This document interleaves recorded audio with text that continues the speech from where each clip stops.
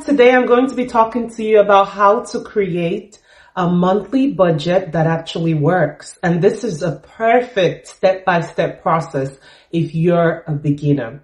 Number one, you need to decide how you want to view your expenses.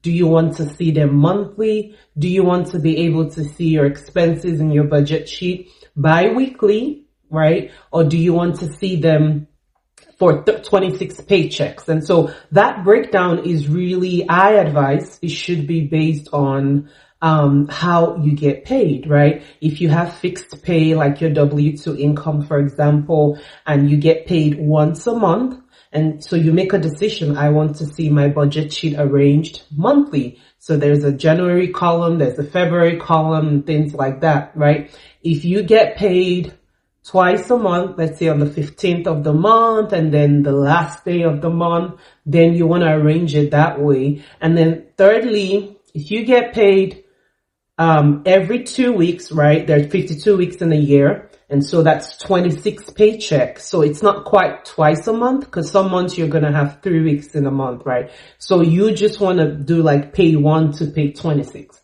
So I personally, my personal preference and how I have my personal budget sheet set up is based on how I get paid. If you are a business owner and you have like variable income, for example, you pretty much want to do it per paycheck. I would advise that way, do it per paycheck. If you have it to where it's a certain level of stability, you've been doing this business for years and okay, every month I get about 5K.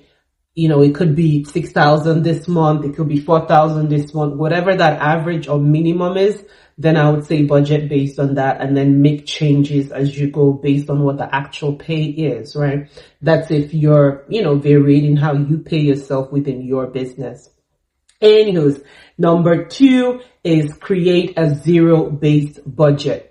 And a zero-based budget is one in which you assign every dollar. We are giving every single dollar a job. We're not leaving a couple of cents here for nothing. We're assigning every single dollar to an expense, to some kind of expense, whether it's your fund money, whether it's your debt payoff money, whether it's your savings, your investments, or your actual general expenses like house, your mortgage, your rent, your utilities and things, your phone bills, things like that.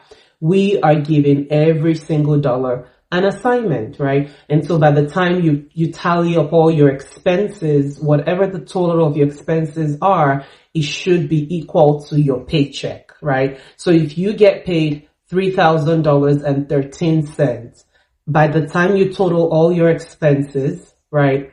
And every assignment you've given your dollars, it should say $3,000.13. We're not leaving anything out. We're going to know exactly what our money is doing.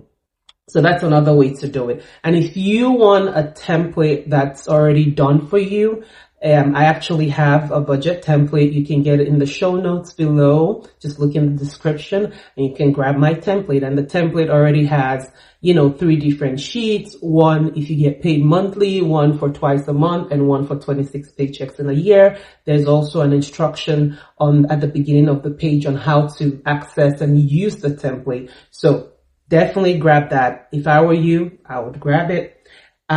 Takes out the work. And then number 3 is intentional generosity. It does not hurt. Let me tell you, I have seen God's hand move in my life in ways I cannot even explain.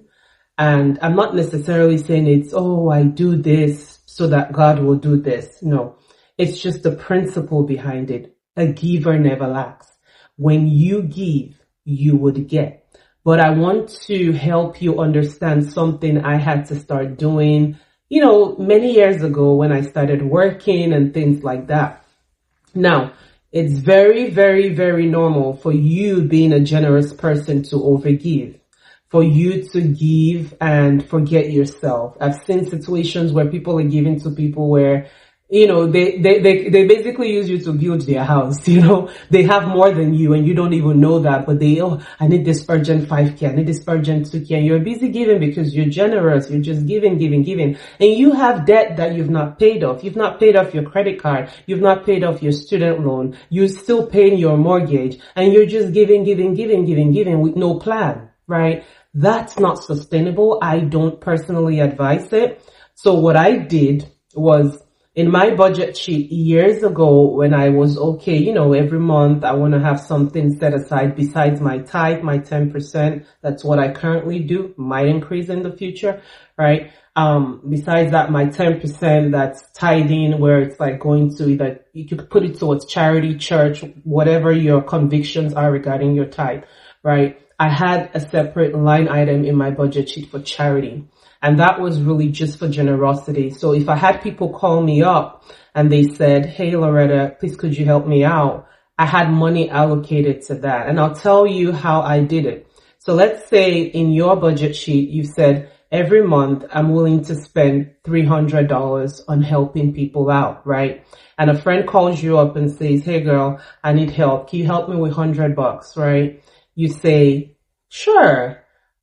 I'll help you with $100, right? And you give 100, guess what? You now have $200 left for that month, right? Or you could say, hey, I can't do 100, but I could do 50. A lot of times they'll still take your 50, right? So you send 50 and then you still have 250 left, right?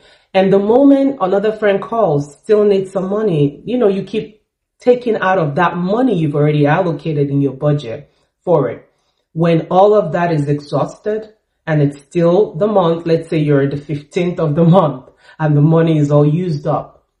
The next set of people or persons that call you, you need to now be saying, hey, I can't help out this month, but if you could wait till next month, call me back so day. I'm expecting some money and I should be able to help you out with 50, right? So when they call next month, if they do, most times they've already solved the problem by then, right? But if they do, then you're able to say, okay, I got 50 now from next month's budget. And so that's how I did it.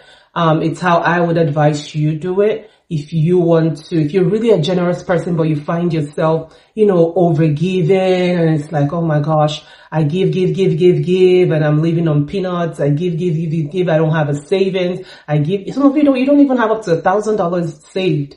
And you're giving.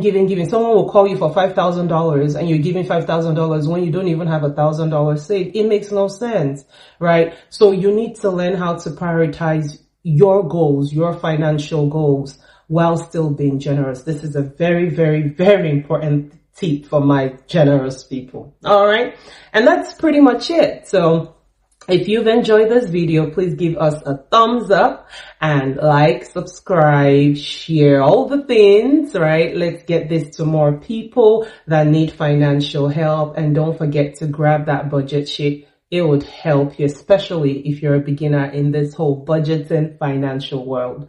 Quick disclaimer, I am not a financial advisor. These are tips that have helped me in my financial life. And so I believe they would help you as well. All right, let me know how it goes. If this helps you, definitely comment below. Let us know. All right, I'll see you in the next video. Bye.